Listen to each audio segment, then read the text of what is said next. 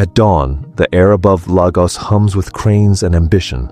Steel climbs against a haze of salt and heat, reaching toward a skyline still unfinished, still dreaming. Beneath, the ocean stirs against the foundations of a new age. An age the giant of Africa is building brick by brick, bridge by bridge, megaproject by megaproject. It begins here, where the Atlantic meets the city. The Lekki Deep Sea port now breathes life into Nigeria's coast, the first of its kind with a capacity to rival major global harbors. Massive container ships glide across its docks, bringing not only goods but a sense of inevitability. Around it, an industrial zone expands. Oil refineries, power plants, storage tanks. The air smells of iron, diesel, and change. Lekki isn't just a port. It's an engine, one that pulls the rest of the nation forward. Northward, tracks shimmer under the relentless sun. The Lagos-Ibadan Standard gauge railway slices through villages and farmland, shrinking distances once thought eternal. 2 hours, not 10. Farmers load goods directly from depots. Students commute between cities. A network grows, faster, cleaner, reliable. The Abuja-Kaduna line already hums with daily rhythm, while the planned Lagos-Kano expansion aims to complete a modern spine from coast to savannah. Rail brings movement, and movement brings hope. Further inland, the Abuja-Kaduna-Kano Expressway stretches like a ribbon of asphalt through the heart of the country. Decades of dust now give way to smooth speed. Trucks flow toward markets, families toward opportunity. The road doesn't just connect places, it reconnects trust. But transport is only one pulse. Energy beats louder. Near Lagos, the Dangote Refinery looms like a continent of its own. Pipes, towers, and tanks stretching toward the horizon. It aims to refine hundreds of thousands of barrels a day, turning crude into self-sufficiency. For decades, Nigeria exported oil yet imported fuel. That paradox may soon end here.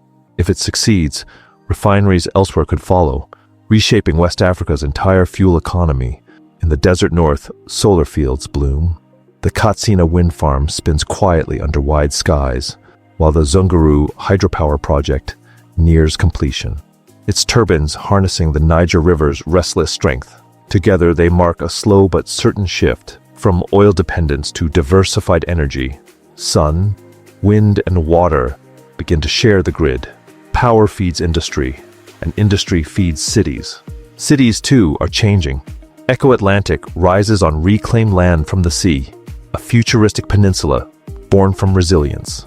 Decades ago, erosion swallowed Lagos's coast. Now engineers fight back, building a self-contained district of glass, data, and concrete seawalls. Roads glisten, offices gleam. It's part experiment, part fortress, a glimpse of what urban Africa might become. A city reborn from the tide. Not far away, another kind of city grows, one of code and circuits. The Abuja Technology Village, often called Nigeria's Silicon Hill, takes shape near the capital. Labs, data centers, startups.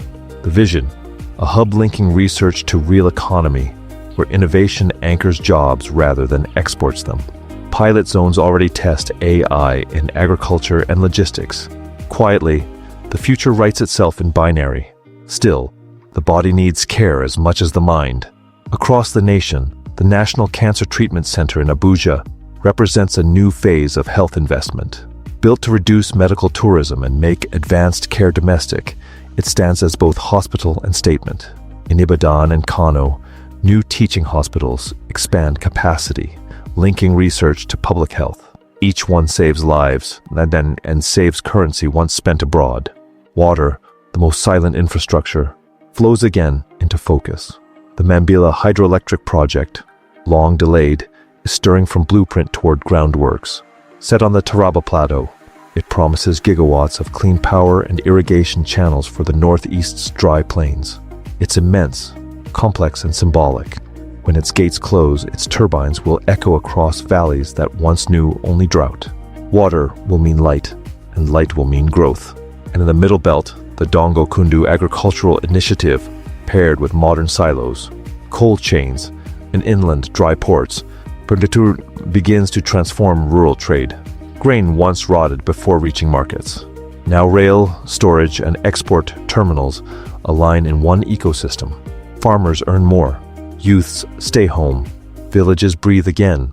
Step back, and the pattern emerges. Ports feed rail. Rail feeds industry. Industry fuels power. Power drives cities. Cities demand water. Water nurtures fields. It's not one project, but a choreography.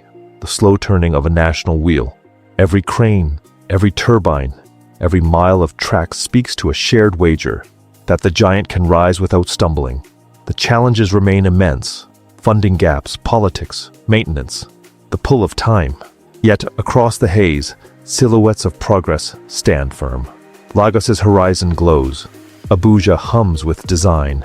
The north stirs with turbines and roads. The world watches. Investors debate. Citizens wait. Some skeptical, others inspired. But the rhythm continues. Steel rises. Wires hum. Trains glide. The giant moves. And somewhere, beneath the noise, you can almost hear it. The sound of a nation remembering its own strength,